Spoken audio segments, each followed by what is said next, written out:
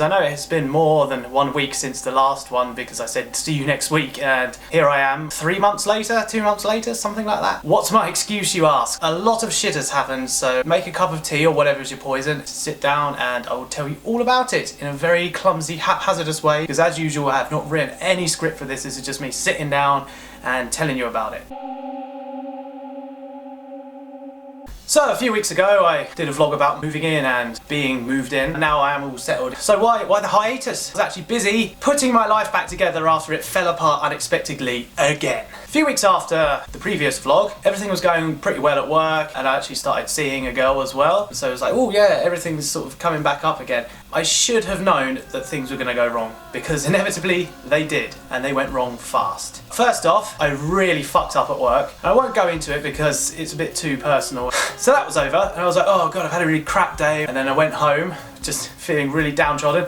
And yes, the bailiffs had changed our locks because our landlord didn't pay his mortgage and it's now owned by the bank. So we got a terrifying letter saying you have 7 days to remove all your stuff, otherwise we're going to chuck it in a big bin. And so me and my flatmate were just like, fuck, what are we going to do? And we couldn't do anything that night because all the phone numbers they said to ring on the angry piece of paper that are on the door, but they're all closed because it was 5:30 or past 5:30 and they all gone home. So we had to stay around my flatmate's brother's house for the night, and I went to work the next day in the same clothes looking terrible. We got it all sorted luckily. Everything has been smoothed out now. We're still uncertain as to the future of us in this place. The girl I was seeing, it kind of just fell to bits as well, but we're still friends and all that, and it kind of worked out for the best. But at the time it just seemed like every single thing went wrong at once. My job, my home and my love life, or lack thereof. I should have seen it coming because it always happens and it's exhausting, and I don't want to be this paranoid guy that thinks that every time something really good happens and my life's going well, I can't have that thing in the back of my mind that thinks, for how long?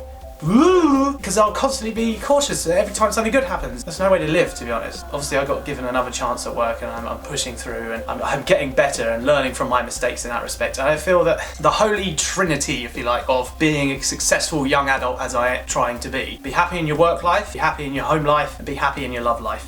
Pick two. You can only seem to pick two at once. Like back in London, I had a shit job. I think my housing situation was, well, it was pretty shit, but it was okay. And I was in love, so I had two of them, at least two, you know, going on. But then when I got a better job, my love life started falling apart, and then everything kind of went, and then it went up again, and then I got a good job, and then I got a good home, and then I tried to get a girlfriend, and then all of three of them just blew up at once. And it does seem that life is trying to tell me you can't take on this much stuff at once. Work on one at a time. I'm going to work on my career because that is the most important thing. That's why I moved to Nottingham. I've actually got a week off, so I'm actually sitting down and doing this now while I have time. I don't know, I've been quite sociable this week actually. Since the end of July, I've made quite a few friends, which is weird. Every person I've met up with this week has been a girl that are already in happy relationships. And I'm really happy for them, obviously, but it just reflects on me and just goes, am I just that guy? Am I just, out of my friend group, I'm just the single loner who's rocketing towards 30 at a terrifying pace, and he just doesn't have anything to show for it as far as that goes. You can't find something if you're looking for it. I wasn't even looking. Funny story, the other week when I met one of my friends, her friend, I took quite a shine to. I was like, hey, you know, I don't usually chat women up because it's not really my style, but I thought she was awesome and stuff. I complimented her facial piercings for some reason and then said, oh, can I buy you a drink? And she said, yeah, sure. And then I bought her a drink. It turns out that the guy serving us was her boyfriend, which she very quickly remarked upon. And I just felt like such an idiot. I was like, obviously, because she's awesome and she's really pretty and she's intelligent and I'm talking to her, she's gonna have a boyfriend. It just seems like that will be the assumption that I will have now, because it's my type to go for like that sort of person, because that sort of person is so awesome. A guy's already found them, and that's obviously true, you know. I've made a lot of friends. I still feel quite lonely because all these people, when they go home or they don't want to spend time with anyone else, they can still spend time with their boyfriends and their girlfriends. I don't know, it's really weird, like even though I've been the most sociable that I've been since I moved here in this week alone, I kind of feel isolated because they all talk about their boyfriends and girlfriends when I'm with them. I just talk about my ex. Not because I'm still hung up on her or whatever, it's just that's the only frame of reference I have. That's the only time I've been in love. And it's just like, what's the fucking point? But I know it's bad to think that, and I should count my blessings. I have a good circle of friends now. My friends are the only people that watch it. You are awesome, and I've got in touch with old friends. I really should just be happy and learn. No! Well, as typicality would dictate, my battery ran out just during my most heartfelt moment. That was great, wasn't it? I can't remember what I was saying now. Even though I've socialised so much this week, it's kind of made me realise that I use it as a crutch to fend off just how lonely I am. I mean, don't get me wrong, I've got friends. But you just want more sometimes, don't you?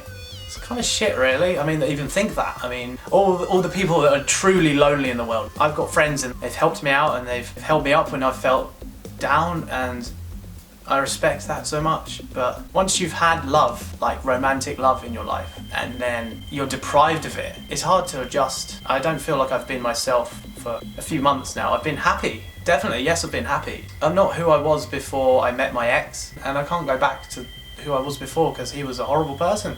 He was bitter, he was angry, he didn't like anything. He was just festering away in this little cubby hole on the borders of London, wondering why he couldn't get a job because he wasn't putting himself out, and then it just kind of cycled, depression and shit. Anyway, there's some good news as well. I'm just like downtrodden. A couple of weeks ago, this may surprise some people, seeing as, you wouldn't expect me to come out and say this, but I am a vegetarian now. I don't eat meat because figured, like, it's been a slow building thing. It wasn't just a snap decision. I mean, we mostly eat vegetarian stuff anyway because my flatmate's girlfriend is vegan, and that's kind of crossed over to my flatmate. I mean, there's so many sort of meat-free alternatives to meat now that taste better because they haven't got grease and sinew and shit like that in it. So I'm going to try and keep this up as long as I can. I mean, it's early days yet. The more you know about the industry, I mean, the less you can ignore it, I guess. You can't just block that shit out. I mean, it's so much. I wouldn't be able to give up eggs and cheese. Not yet anyway. Controversial as it may seem, the planet is probably better off without us at this point. If we were to be erased, I don't think anything bad will happen to the planet. Maybe the power stations will blow up and that will cause bad, but you know what I mean. I'm not going to be one of these preachy gits that sort of like, you should not eat meat because it's bad. Yes, it is bad, but it's up to you to make that decision. I feel that me eating meat is just going to be hypocrisy and me being a dick. And I'm already enough of a dick, A lot of my friends are going to be like, oh, you fucking pussy, what are you going to do next? Become a fucking hippie and shit. And a lot of my friends are vegetarian now anyway, so it's kind of easy options. You're not that guy anymore. You're not like, oh, actually I can't go here because I don't eat meat and all they serve is meat. It's now, oh, let's go to this place, and then it's cool. There's quite a lot of cool places in Nottingham. This has gone off onto a fucking tangent. This is what happens when I don't write a script. If the final cut of this is 20 minutes long, I'm really sorry. Fully embracing my singleness, I got a unlimited Cineworld card thing, which means I can go see any film I want at any time, as many times as I want, alone. This vlog has gone on for fucking ages. This is like the comeback vlog. It's just me talking to camera. I don't have any sketches, so don't expect anything fun to be happening. Just look at my face. Anyway, that's pretty much everything that's happened in my life to this point right now. I will see you next time. Thanks for enduring this. I feel that I've said everything I want to say, really. See you next time.